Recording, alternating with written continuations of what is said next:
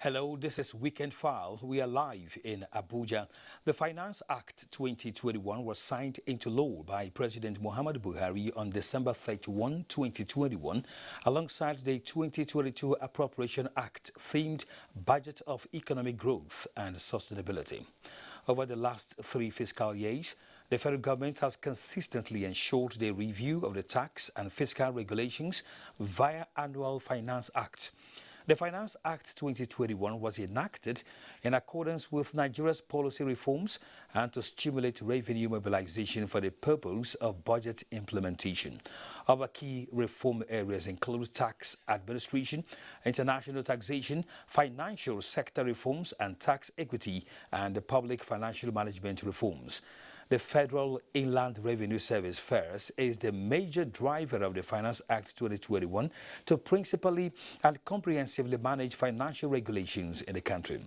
So tonight on Weekend File, our focus is on Finance Act 2021 and the task ahead of FIRS. Our guest is Olufemi Olarinde, Technical Assistant to the Executive Chairman, Federal Inland Revenue Service (FIRS). I am Kenen Ima Abodike. Welcome.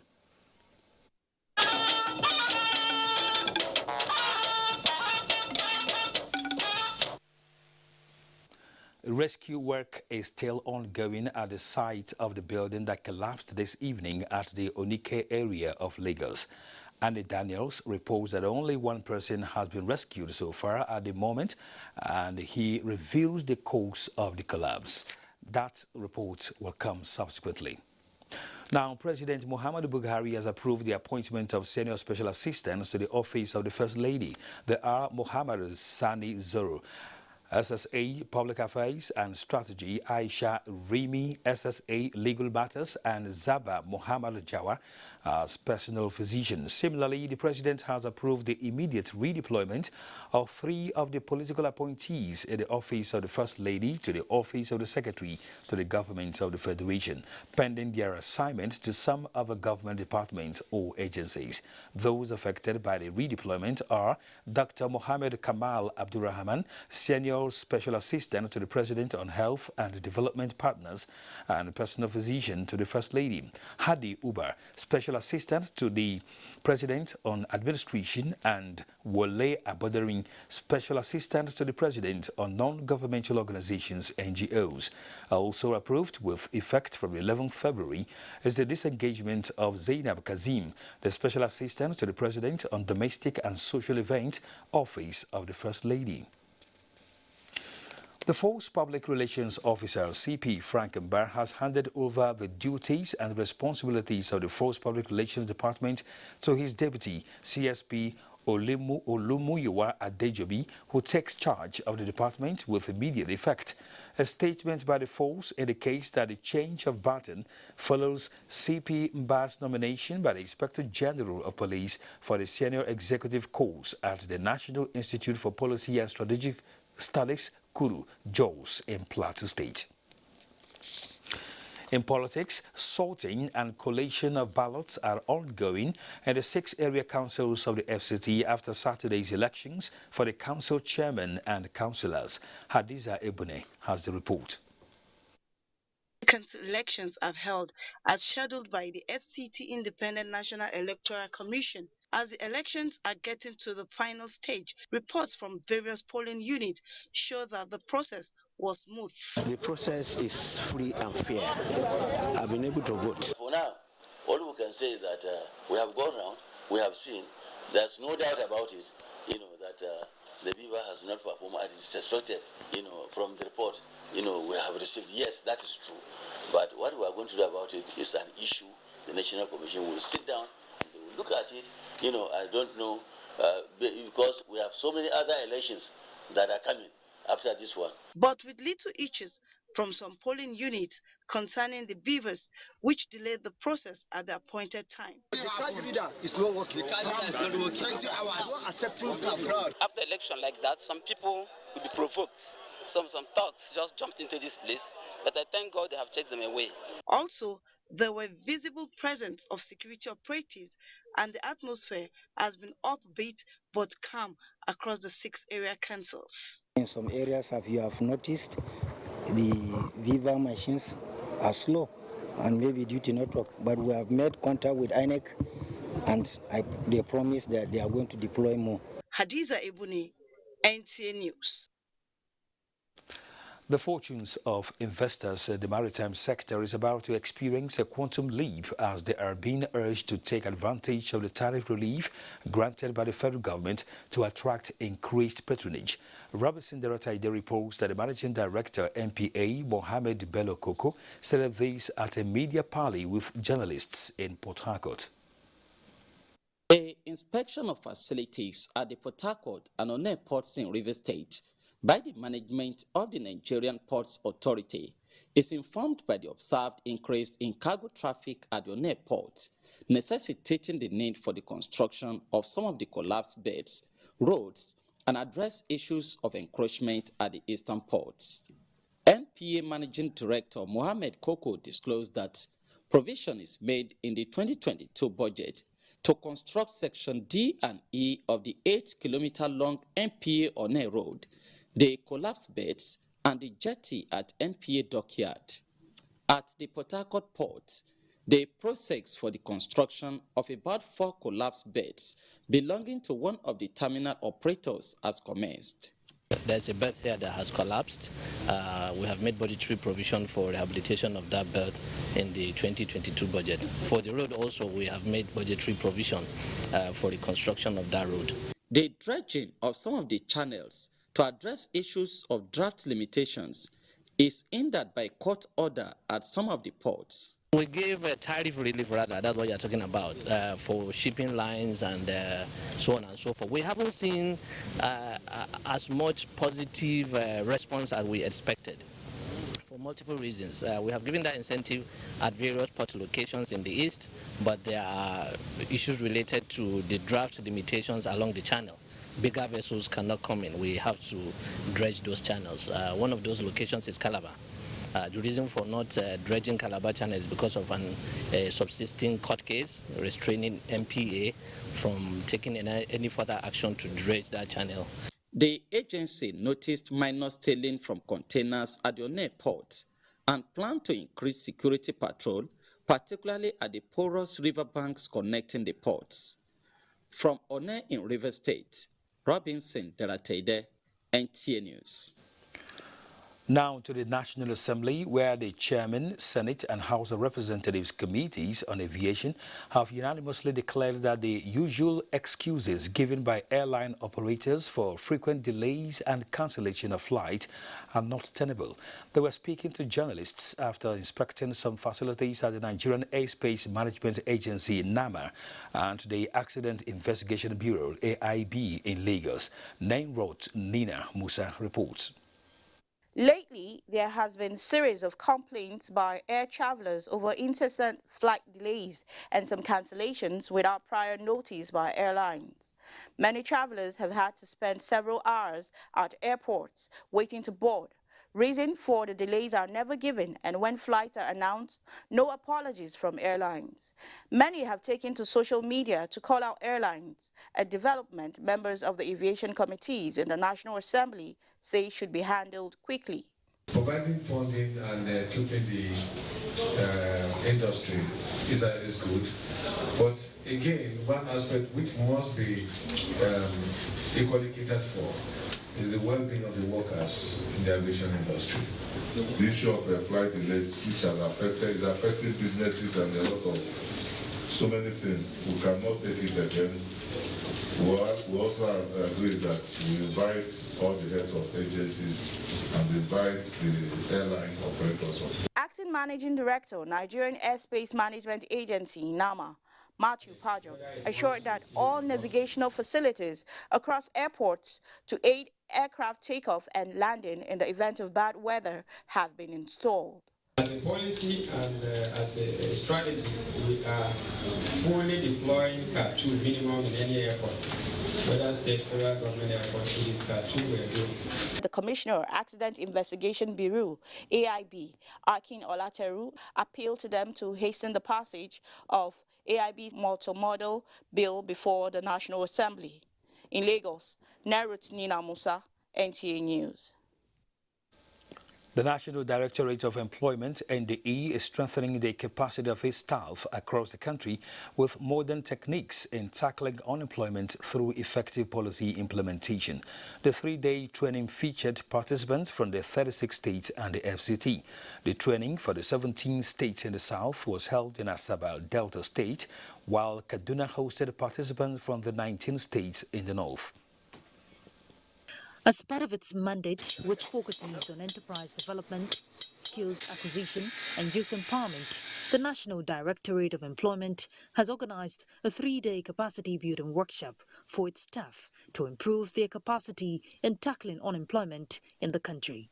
In Kaduna, Dauda Mohammed reports that the participants who were drawn from northern states and the FCT across the country were optimistic about the impact of the training in performing their duties effectively. The essence of this workshop is to actually bring up officers of the directorate in a way that productivity will be improved upon. This workshop have added to the strengths to carry on our job. This workshop has increased my knowledge, and I'm sure it will increase my performance on the job.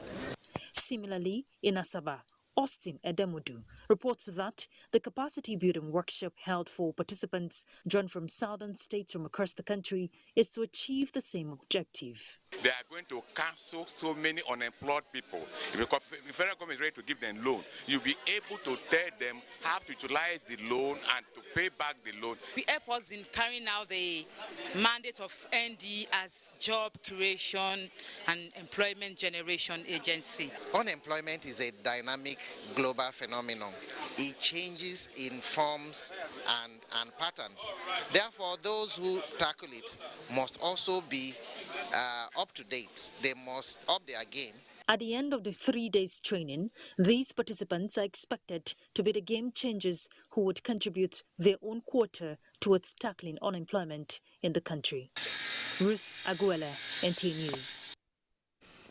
The federal government has reaffirmed its commitment towards supporting the Nigerian youth to be productive through its numerous social intervention programs. Vice President Yemi Osinbajo made this known during the combined convocation ceremony of Federal University Wukari. Bem Hanya reports. Of 3,897 individuals were awarded different classes of degrees at the second, third, fourth and fifth combined convocation of the Federal University Wukari. Former Governor Adamu Muazu of Bauchi, Chief Innocent Chukwuma, founder of Innocent Motors, and legal luminary Chief Damian Dodo SAN were awarded honorary doctoral degrees. Vice President Yemi Osinbajo, while reiterating the resolve of the federal government to support initiatives that would create wealth, jobs and opportunities, urged the youths to key into the various social investment programs of the federal government. This year, the Nigeria Jubilee Fellows Program will begin. And every year, under the program, 20,000 young graduates who have done the National Youth Service will be given fully paid internships that will last for 12 months in reputable private and public sector organizations across the country. Our university, like others, has a primary objective of providing our youth with education, skills and competencies to enable them become assets to our society. Key to this are the provision of first-class infrastructure, teaching and learning resources, a conducive environment that serves with adequate municipal facilities and security. The occasion also featured the commissioning of TED Fund intervention projects from Wukari local government area of Taraba State. Bem Hanya, NTA News. In the meantime, the Benue State Governor Samuel Otom has welcomed the Vice President Yemi Osinbajo on his return from an official function in Wukari, Taraba State, and bidding farewell to Abuja. The report. Of the governor this time through the NAV-based gate is seamless. Governor Samuel Otom, alongside some members of the State Executive Council, proceeded to the airport to welcome the Vice President, Professor Yemi Osinbajo. It was a warm embrace as the duo sighted each other. The governor said the authorities of Nigeria Air Force have tendered apology for the embarrassment, which was attributed to communication gap. it has been resolved. Apology given and apologies accepted. So the Vice President, the President, my President and Vice President. And so the protocol requires that when they are here, I receive them and see them off. That is what I have done. The farewell by the Vice President indicates that all is well. In Makudi, Charles Abba, NTA News. Now, the University of Ilorin Teaching Hospital has upgraded its operations with the inauguration of state-of-the-art facilities for enhanced service delivery. Aisha Abubakar Yahaya reports that members of the 9th University of Ilorin Teaching Hospital Management Board were on ground to inaugurate the projects. The University of Ilorin Teaching Hospital, no doubt, remains one of the topmost teaching hospitals in Nigeria, where patients are referred to across the country for proper medical care. This perhaps informed one of the reasons why the federal government decided to upgrade some facilities and embark on capital projects in the hospital. Outside the mega eye center that was inaugurated by the management board of the university, procurement units and the world-class radiology, as well as catering center, also received attention. While some roads were unveiled within the hospital premises, foundation laying ceremony of a 500-capacity student complex and a VIP ward project were also performed. The eye care center, for example, is something we didn't have before, and now we can provide that service. People who go abroad don't need to go abroad anymore, they can come here. So the board keep looking at opportunity to increase and enhance our services. There are still many things in the pipeline for that we're going to do. For instance, within the next 1 or 2 weeks, CPL Medical Group is coming in to be as another PPP, and they are already coming with $1 billion CFI. With the commissioning of this project, University of Ilorin is close to becoming a world-class tertiary health center. Aisha Abubakar Yahaya, NTA News. Now let's return to our earlier reports on the rescue work at the scene of the building that collapsed this evening. Of course, work is still ongoing there. At the moment, only one person has been rescued, one casualty and 3 more persons still trapped under the rubble.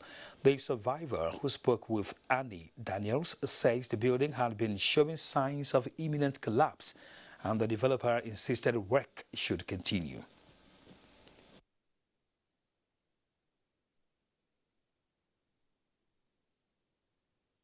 Me say I no go fit on am because when the house fall like this, I can't see myself like say I dey for rooms like this. So now only my neck and the hand I dey see it come jam. So I thank God myself I no go fit know how this thing happen. NTA News was also informed that the Lagos State Building Control Agency had instructed that work be stopped at the site after noticing the defect, but the developer ignored the instruction. 14-year-old Shah, one of the builders, escaped death by whiskers because he was sent to get an item for one of the workers.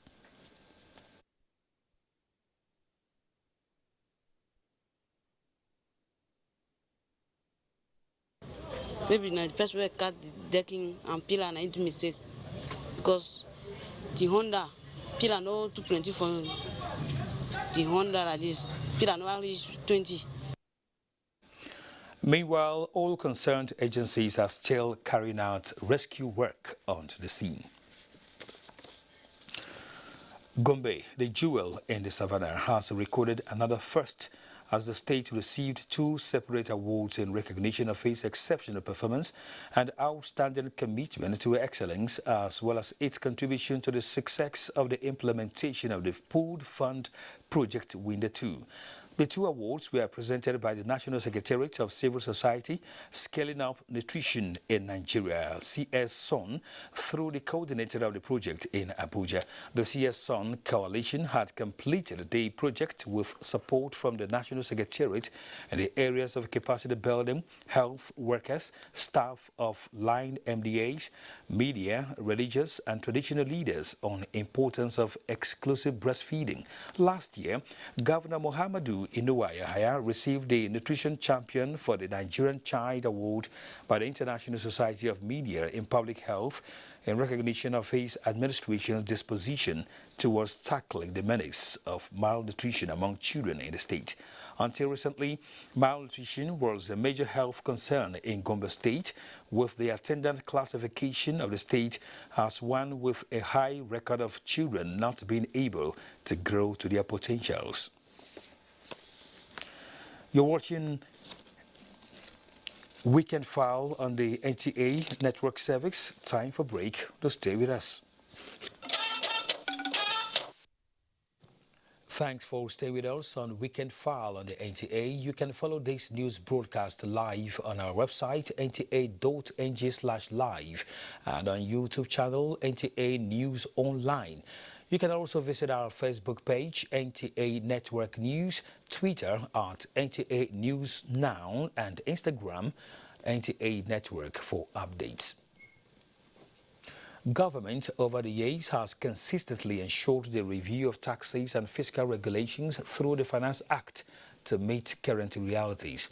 The 2021 Finance Act is not an exemption, as correspondent John Yaku in this report takes a look at the journey of the bill, its passage, assent, and impact on the 2022 fiscal year. On the 7th of December 2021, President Muhammadu Buhari submitted the 2021 Finance Bill to the joint session of the National Assembly to amend various tax laws in the country. The objectives of the bill are to promote fiscal equity, reform domestic tax law to align with global best practices, introduce tax incentives for investments in infrastructure and capital market, support MSMEs, and raise revenue for the government. The bill was subjected to the process of legislation, including a public hearing before passage. Some of the critical issues for amendment in the bill included capital gain tax, company income tax, Federal Inland Revenue Service, stamp duties, personal income tax, insurance tax, and value-added tax, among others. The bills could give the government additional opportunities to improve its fiscal and regulatory framework and then grow the domestic capital market for inclusive growth and development. Possible passage of this amendment and its faithful implementation, our country can be propelled towards appreciable economic growth. The key point for us here is that the changes we are proposing are modest and that we can also undertake more fiscal reviews in subsequent finance bills. Following the consideration of the report by Senate Joint Committee at plenary, the bill passed third reading and was transmitted to the President for assent. A bill for an act to amend the relevant tax, excises and duty statutes in line with macroeconomic policy reforms of the federal government to amend and make further provisions in specific laws in connection with public financial management of the Federation and for other matters connected there with 2021 third reading taken, and the bill is passed. On the 31st of December 2021, President Buhari signed the 2021 Finance Bill alongside 2022 appropriations into law to take effect from 1st January 2022. Revenue generation agencies and indeed all MDAs must ensure prompt and full remittance of collected revenues. All borrowings will be judiciously utilized and invested in our future growth and prosperity. What is the essence of the act to the nation? And basically it is used in order to achieve the principles and the goals and objectives of the budget. What value will this Finance Act add to the 2022 budget? Our economy has no plug. That drain, corruption. No matter the water you put in, you will not be able to bath. You will not be able to, no matter the amount of borrowing and revenue federal government raises in every budget year or year cycle, it will never be enough. It won't go anywhere because it simply drains. In Abuja, John Yaku, NTA News. Our guests, Olufemi Olarinde, Technical Assistant to the Executive Chairman, Federal Inland Revenue Service First, joins us via Zoom. Good evening to you. Good evening, sir. Thank you for having me this evening. Thanks indeed for joining us. Let's lay a background to our discussion tonight. Tell us, what are the deficits that led to the enactment of the Finance Act vis-a-vis its impact on the 2022 national budget? Okay, thank you very much for that question, and thank you for having me. I'm sure the Finance Act is actually not a new document or legislation in Nigeria right now. This is 3 years running already. We had the Finance Act 2019, we had the Finance Act 2020, and this is Finance Act 2021. And why? Why do we need a Finance Act? Actually, this is a provision enshrined in the National Tax Policy, which says the minister, at the end of each year, we present amended legislation that should be amended that will support, in order to support the budget. Now, Finance Act, the need for Finance Act is actually to support the budget, which is the fiscal, it's a fiscal instrument at this time around. So, government needs revenue, one, and it's not just needing revenue. Government needs to create an enabling environment for business to thrive. And one of the tools used are the tools of fiscal and tax policies. And so you need to look at, government is trying to look at the environment and see the kind of tax laws that we need to run that will support the budget appropriately. So that is why every year government need to produce a finance act that will also bring us our tax system in tandem with what is applicable all over the world and in reality of our time now. So that, in long and short of it, that is the essence for the Finance Act. All right. Tell us about the critical elements involved in the Finance Act. Okay. So, in Finance Act 2021 is looking at some themes. And the first one is for domestic revenue mobilization. It's looking at tax administration and legislative drafting. That is drafting our law to suit what is applicable all over, like I've said. Also looking at international taxation. Of course, we are all aware that we have what we call the digital economy. People doing business over the digital space.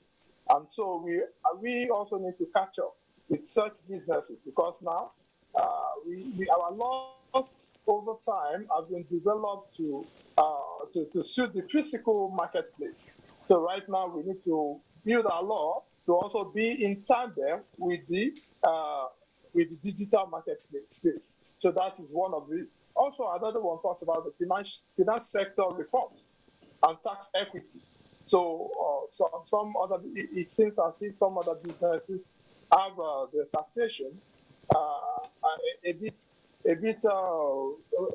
it seems like tax system a bit biased. And you know, one of the principles of taxation is equity and fairness. So we need to study the tax environment and the business environment and ensure that our tax law provides what we call equity among businesses. Also, we have public financial management reforms. And so that's talking about every other act, like the Finance Control and Management Act. So let me quickly just give us an overview and a rundown of what the Finance Act 2021 talk about. So, like I've said, Finance Act is, when you say it's an act of, like, it's a legislation on its own. However, it's an act, it's a piece of legislation that warehouses various laws for quick and focused amendments in order to facilitate an effective and efficient operation of the budget. So, what the National Assembly and the Minister of Finance, the body that developed the Finance Act, see this year. You know, all right. We have a body called the Fiscal Reforms. Okay, can I go on, please? Let me pause you there because we have one more report that will excite the viewer right away. Let's quickly tell you that amid economic challenges brought about the effects of the pandemic, governments across board continue to evolve means of revenue generation to meet obligations to citizens. The recent one from the federal government is the 2021 Finance Act, which introduces reforms for the nation's revenue agencies to thrive. Benny Adams takes us through these efforts. Chris Eze has been working as a mobile phone software engineer for many years and makes good money from his clients, but has never paid a dime as tax. Not because he does not want to, but because he has no idea of how to go about it or where to start from. On the other hand, Abubakar Akwanga has been on government payroll for more than 10 years. Before he receives his monthly pay, about 15,000 naira is deducted from source as tax. Abubakar is part of only 20% of people who pay tax out of more than 200 million Nigerians. As figures from Federal Inland Revenue Service show, only about 41 million out of more than 200 million are taxpayers. And 50% of the 41 million are government employees.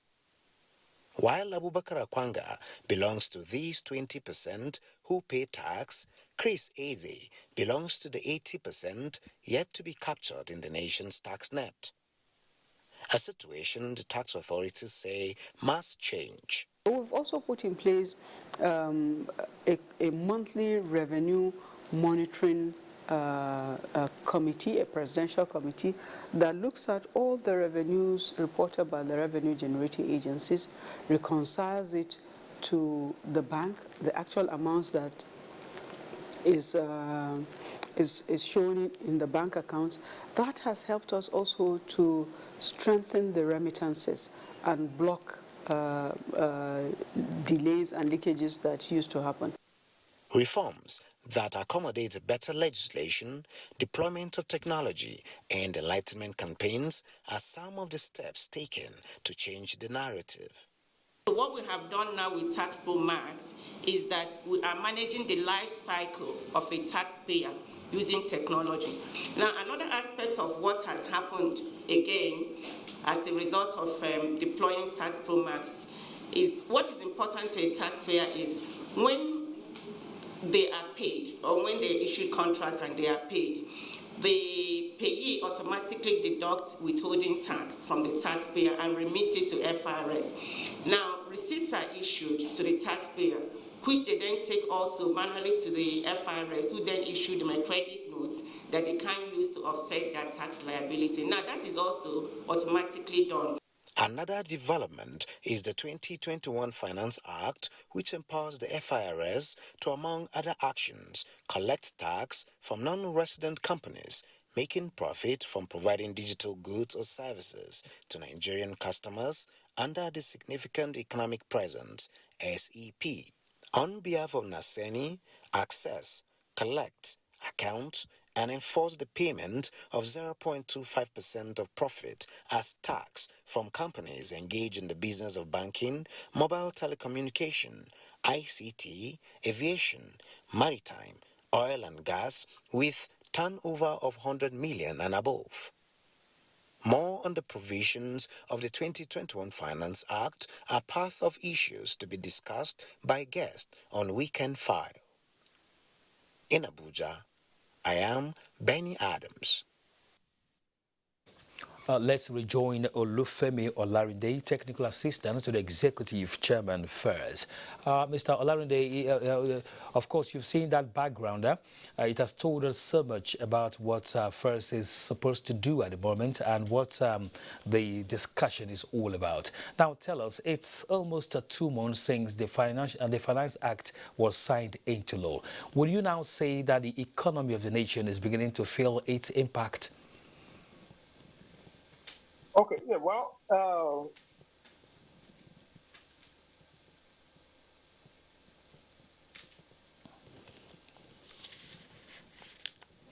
We will rejoin Ilorin in the course of this bulletin. In the meantime, let's quickly go on a break. Do stay with us on Weekend File. You're watching Weekend File on the NTA. Let's quickly rejoin Olufemi Olarinde, Technical Assistant to the Executive Chairman first. Mr. Olarinde, before that break, we wanted to know if the economy of the nation has begun to feel the impact of the Finance Act 2021, almost 2 months since it became law. Okay, thank you. Sorry for that break. Actually, like I was saying, the first set of returns that the XPRS is expecting, that taxpayers are expected to file in the year 2021, is supposed to be by the 21st of February, because that is VAT for January. So some of these rules that we're going to be expecting, we need to wait a bit, because the law commences from the 1st of January 2021. Now, when it comes to the issue of the income tax, we may need to wait a bit later too. However, you are aware that last year, the collection of FRS exceeded all what we've collected over the years. And so while still trying to consolidate on that success, we have started, of course, discussing with taxpayers and how the reform for this year is going to go through. So right now, it's still time. It's like a foundation. We're still laying the foundation for the year. Well, Nigerians and you may need to wait a bit before we start announcing our success for the year. Okay, first is a major driver of the Finance Act 2021. Any challenges so far in achieving your mandate? Well, we will say, as when say major driver, yes, we are a major contributor as the #1 tax administrator in Nigeria. Yes, definitely, we have some contribution. We won't say there's any major, there's any challenge for now. This is a law of Nigeria, and it's expected to be implemented to the letter. And we've started contacting taxpayers. We've started conducting awareness. Aside from us conducting awareness, many other players in the industry have been conducting awareness.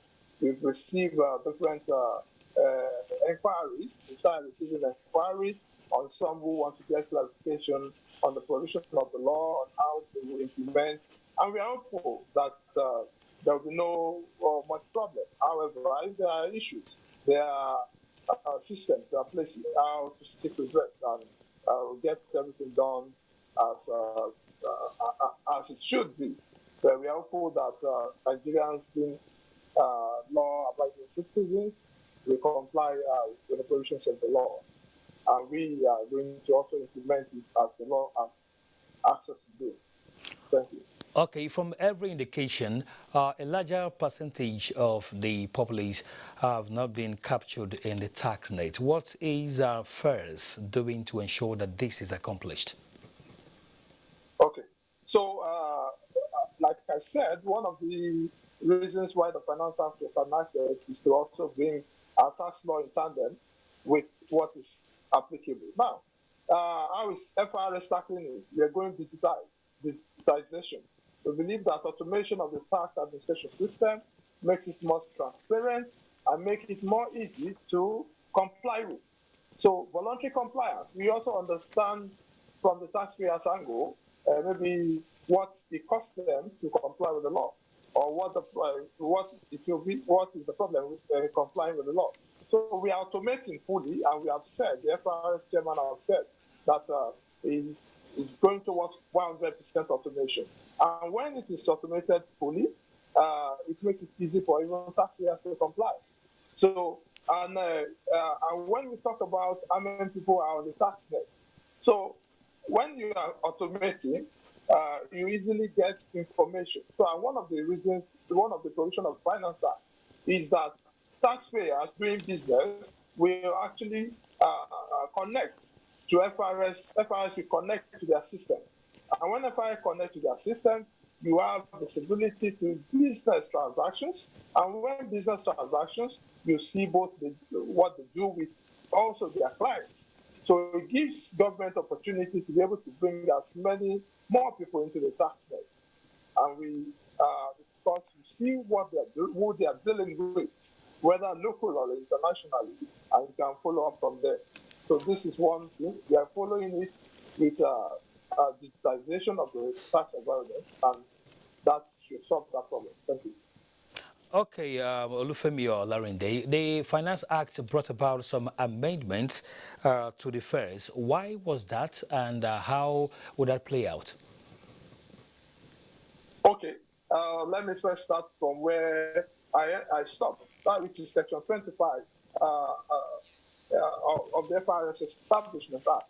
So sometime last year, the Finance Act 2020, the law was amended to allow FRS to deploy automation for digitization of tax administration system. So there was a restriction to the type of technology FRS could deploy.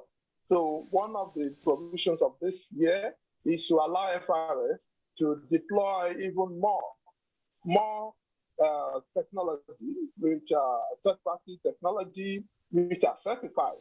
So FRS is going to be expanding its automation this year. So that is one of the reasons. And number two, there's a major provision, which is Section 68 of the FRS Establishment Act. Taxpayers have complained that they get so many government agencies coming around to review tax issues. And so they wanted to be clear who actually has a mandate to review tax issues when it comes to about investigation or audit of tax matters. So the law is now saying, oh, any government agency who in the course of their business finds out any tax issues, it should report same to the FRS. And well, we'd like to appreciate Olufemi Olarinde, Technical Assistant to the Executive Chairman first, for his submission on Weekend File tonight. Of course, it's time for our third break. Do stay with us on the program. Mr. Olufemi Olarinde, Technical Assistant to the Executive Chairman first, we'd like to appreciate you for your submissions tonight on Weekend File. Thanks indeed. Thank you very much. I also appreciate your inviting me. Of course. Sports update is next.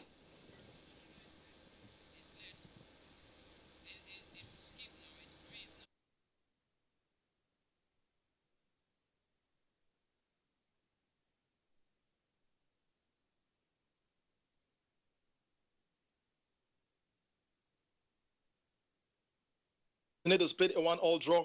Katsina beat Kwara United by 1-0. Rivers United thrashed Wiki Tories by 3-0. In the English Premier League, Saturday match results shows that Manchester United and Southampton played a 1-1 draw. Brighton beat Watford 2-0 away.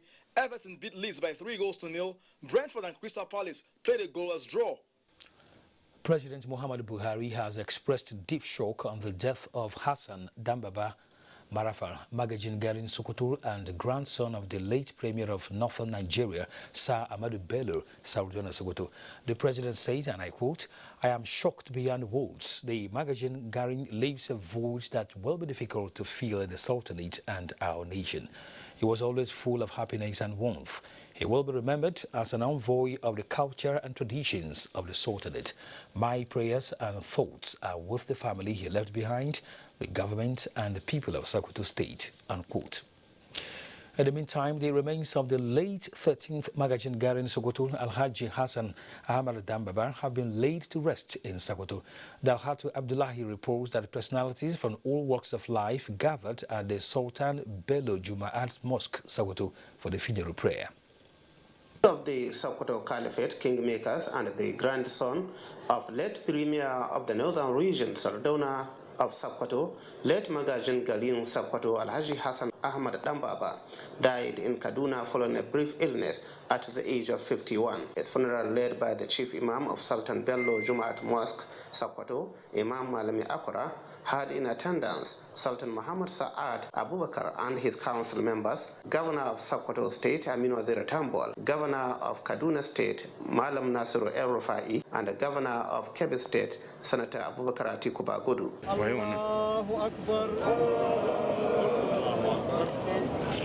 The late Magajin Garin Sokoto is the son of the eldest daughter of the late Sardauna of Sokoto, Haja Aishatu, who died about a year ago. He was, in April 2020, appointed part-time chairman of the governing board of Sokoto Rima River Basin Development Authority. He was the chairman of the Stonehenge Hotels Kaduna and a non-executive director of This Day Newspapers Company Limited. The senior title holder in the Sultanate Council, late Magajin Garin Sokoto, is survived by 3 wives and 6 children. In Sokoto, Dalhat Abdullahi, NTA News. Weather forecast for Sunday is next. Glad to have you join us. We expect improvement in visibility over the northern parts of the country by Sunday, as dust haze condition in good visibility is expected over the region. Moderate dust haze condition with visibility of 2 to 5 kilometers is expected over the central region, down to the inland cities of the south, while patches of cloud with hazy atmosphere is expected over the coastal cities in the morning hours, with prospect of evening thundery showers over parts of Lagos, Ogun, Delta, Bayelsa, Rivers, and Cross River. That's where we conclude the weather forecast. I'm Safia Senginusa.